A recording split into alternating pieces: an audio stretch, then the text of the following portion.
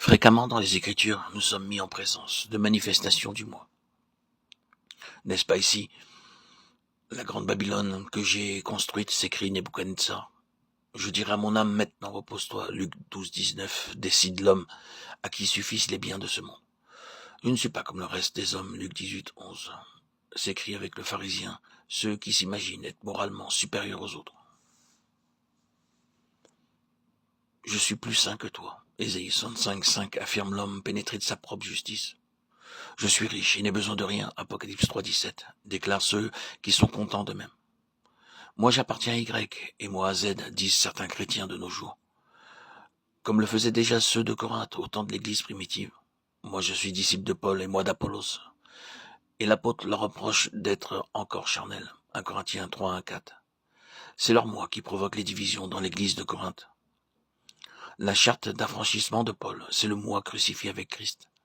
Cette prédication de la croix suffisait à résoudre toutes les difficultés des chrétiens de l'époque paulinienne. Nous qui sommes morts, tous sont morts si vous êtes morts. Voilà la constante exhortation de l'apôtre et son constant appel. Voilà la note dominante de sa prédication, celle qui ne cesse de rappeler à ses auditeurs ou à ses lecteurs concernant l'attitude à prendre vis-à-vis du péché ou des éléments du monde dans l'Église. Et ceux à qui il s'adressait savaient qu'il vivait ce qu'il prêchait. S'il déclarait avoir été crucifié avec Christ, ce n'était pas pour rechercher en même temps les honneurs ou la première place, bien qu'il eût pu le faire, comme apôtre, 1 Thessaloniciens 2,6. Je ne suis rien, écrit-il à ceux de Corinthe. Je suis le moindre des saints, déclare-t-il aux Éphésiens.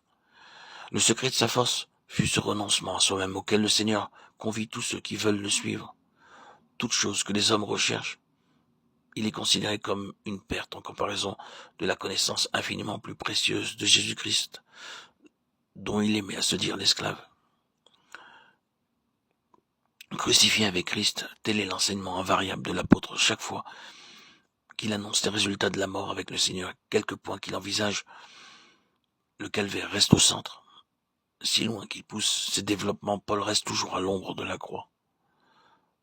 Dans sa lettre aux Galates 11-20, l'apôtre emploie un mot grec qui signifie crucifier ensemble. Ce même mot est employé dans Romains 6-6.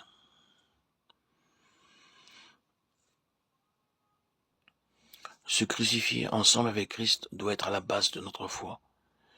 Si nous voulons expérimenter une constante délivrance, il faut que nos regards soient rivés sur le Christ crucifié et non pas tournés intérieurement sur nous-mêmes et nos expériences.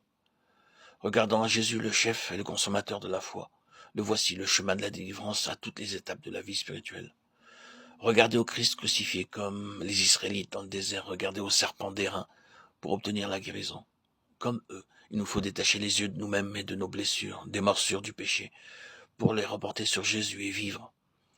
Regardons encore, nous sommes crucifiés avec lui et par cet acte de foi qui nous unit à lui, nous nous considérons comme morts au péché.